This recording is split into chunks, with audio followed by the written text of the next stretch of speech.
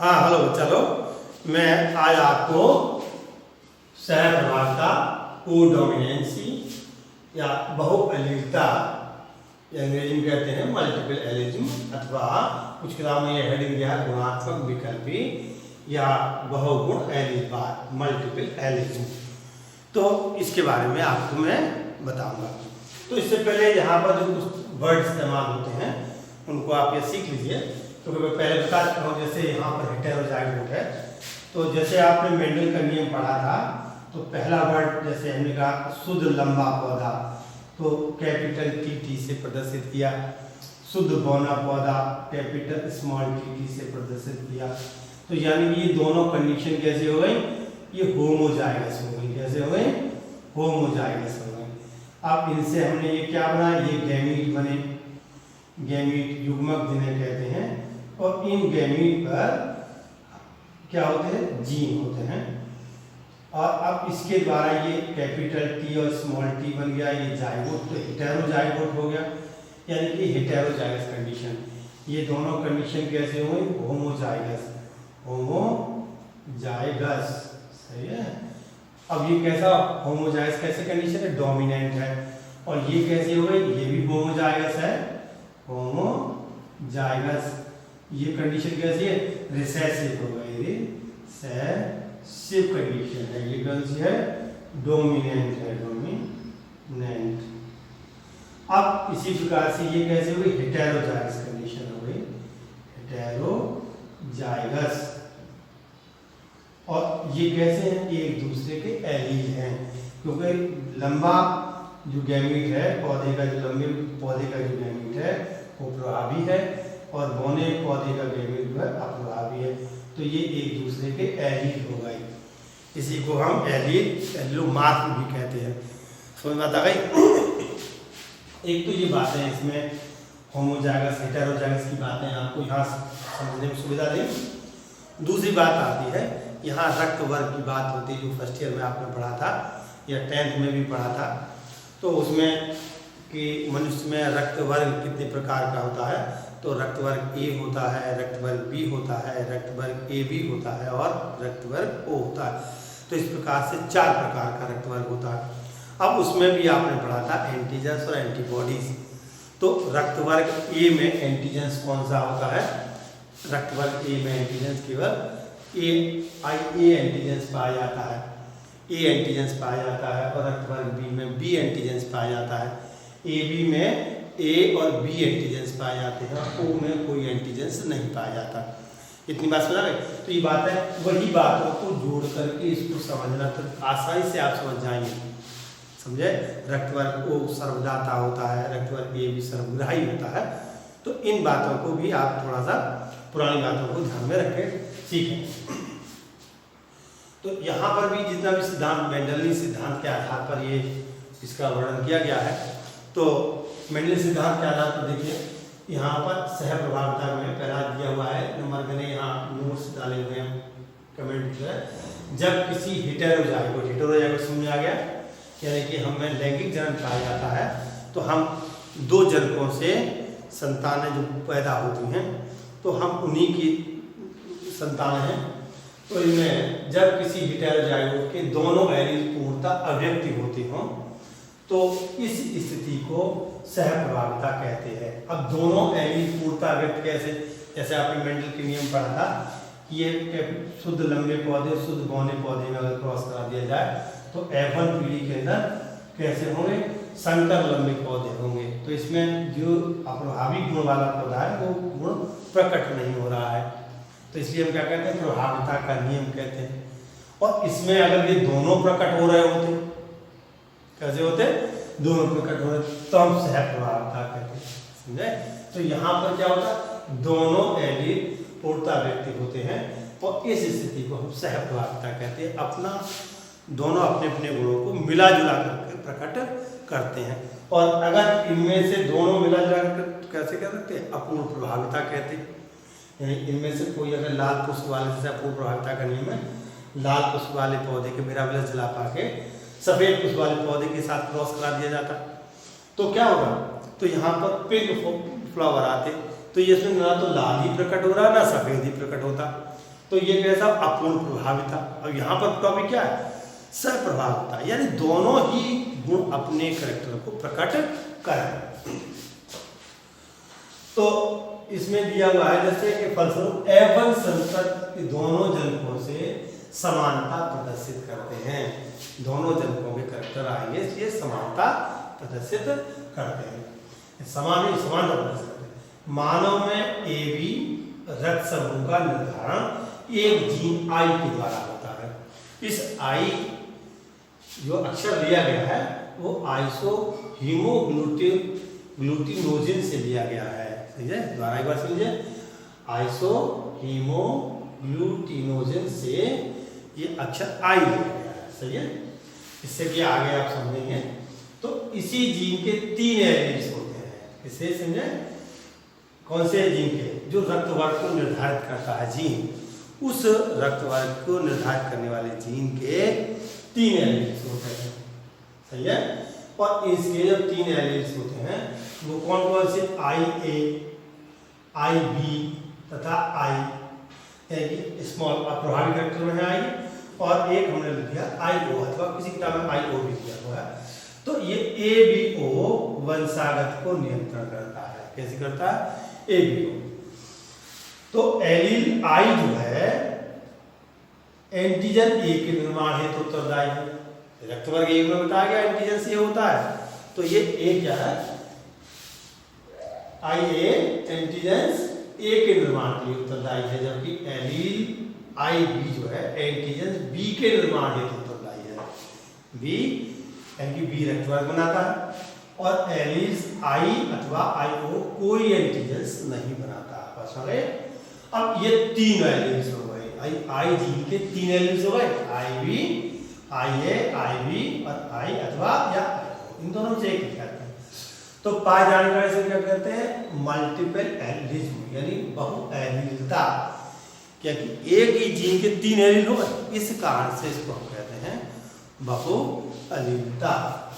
तो अब मनुष्य में जो रक्त वर्ग का जो निर्धारण होता है, इनमें से कोई 2 एलील उपस्थित होते हैं, चाहे IA डबल हो, चाहे IA और IB हो, चाहे डबल IB और IA हो, बस या IA IO की बात आगे देखते हैं।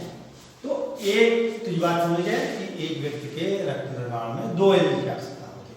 जैसे मैं उदाहरण दिया तुम्हें कि एंटीजन A की उपस्थिति में रक्त समूह A और B एंटीजन की उपस्थिति में रक्त समूह B होता है। बस तो एलील्स IA और IB कैसे कोडोमिनेंट कहलाते हैं। कैसे कहलाते हैं, कोडोमिनेंट कहलाते हैं। ये भी हमने बताया कि क्वेश्चन में आपने पढ़ा था रक्त वर्ग के आधार पर, तो आप समझिए, यानी A में कौन सा अगर एंटीजन से है तो रक्त समूह कौन सा होगा, A, B एंटीजन से रक्त समूह कौन सा होगा, B, और अगर IA या IB है तो क्या होगा, AB होगा। तो ये कौन सा कोडोमिनेंट हो गया। तो अगर आप, और एलील I अप्रभावी है, इसमें कोई एंटीजन नहीं बनता। कौन से रक्त वर्ग में एंटीजन कोई नहीं होता, O में नहीं होता, तो इसमें कोई एंटीजन नहीं होगा। होमोजाइगस अवस्था में ये कैसे होते हैं, अप्रभावी एलील्स। I कैसे होते हैं, अप्रभावी एलील्स होंगे। तो I रक्त समूह बना क्या बनाएगा, I एंटीजन क्या बनाएगा, रक्त समूह O बनाता है। बस हो गया, बातें स्पष्ट हो गई आपको। कुछ चीजें ऐसी होती हैं जो पुरानी बातें आपको याद रख करके ज्यादा अच्छी से समझ जाते हैं, इसलिए पुरानी बातें ध्यान रखना चाहिए। अब आगे देखिए, एलील का जीनोटाइप संयोजन, जैसे मैंने रक्त वर्ग बताया था, IAA या IA और I होगा तो रक्त वर्ग A होगा, समझे आप। और IB या IB और I, यानी कि ये विषम युग्मजी, ये समयुग्मजी है, यह विषम युग्मजी है। तो ये सब कहने के समयुग्मजी, समयुग्मजी, तो ये कैसे होगा, विषम युग्मजी। तो रक्त वर्ग क्या होगा, B होगा। IA और IB विषम युग्मजी है, रक्त वर्ग क्या होगा, AB रक्त वर्ग होगा। और IA अप्रभावी करैक्टर में है तो रक्त वर्ग O होगा, चाहे यहाँ हाथ पकड़ करके IO भी लिख सकते हैं। तो ये रक्त एलील का जीनोटाइप संयोजन, ये क्या हो गया, फिनोटाइप संयोजन हो गया। ये कैसा हो गया, जीनोटाइप संयोजन। या जीन संरचना के आधार पर जो लक्षण दिखाई देते हैं जीनोटाइप संयोजन, और जो मॉर्फोलॉजिकल दिखाई देते हैं वो फिनोटाइप रहते हैं। अब यहाँ पर एक प्रश्न जानकर आता है, ए संयुग, यहाँ उदाहरण देख समझाना है कि ए संयुग्मजी माता का जीन IA संयुग्मजी है तो यानी कि दोनों बराबर होंगे, IA होगा तो दूसरा भी IA जीन होगा, जबकि B विषमयुग्मजी पिता का जीन IB और ऐसा है। इसी प्रश्न को दूसरी तरह भी देख सकते हैं, यानी कि समयुग्मजी माता की शादी अगर विषमयुग्मजी, सॉरी गलत बोल दिया, समयुग रक्तवर्ग A समयुग्मजी माता की शादी अगर विषमयुग्मजी, एक वर्ड यहाँ पर गलत आ रहा है कि समयुग्मजी रक्तवर्ग A स्त्री की शादी विषमयुग्मजी रक्तवर्ग B पुरुष के साथ कराने पर संतानें कौन कौन सी, किस प्रकार रक्तवर्ग की संतानों की संभावना है, चाहे किस समूह के रक्तवर्ग की संतानों की संभावना है। तो इस प्रकार भी प्रश्न आ जाता है। तो ये देखो, जैसे पिता A, ये पिता, ये माता, तो ये हमने मेल कैरेक्टर दिखा दिया, ये साइन फीमेल कैरेक्टर का है, बड़ा करके दिखा दूंगा आपको, ये मेल कैरेक्टर का साइन है, सही है। यहाँ हम चकर बोर्ड जो बनाते हैं तो डोमिनेंट और ये रिसेसिव कैरेक्टर भी लिखते हैं। तो इस पिता कैसा है, विषम युग्मजी है, तो विषम युग्मजी के अंदर जीन कौन से हुए, IB और IO। तो मैंने I इसके गैमीट बना दिए, क्या बना दिए, गैमीट बना दिए। तो मैं गैमीट बना करके आपको दिखाता हूँ, यहाँ पर ध्यान दें आप कि गैमीट इसमें इस प्रकार से गैमीट बना दीजिए। जैसे यहाँ पर दिया है समयुग्मजी माता, तो माता का हमने लिख दिया, माता लिखा हमने, और इसके जीन कौन से, IA और IA, यानी कि माता समयुग्मजी है। कौन सा रक्तवर्ग है, रक्तवर्ग इनका है, रक्तवर्ग है A, सही है। अब हमने पिता का रक्तवर्ग कौन सा है, कौन सा दिया है, B। रक्तवर्ग कौन सा है, B रक्तवर्ग है, और रक्तवर्ग B है।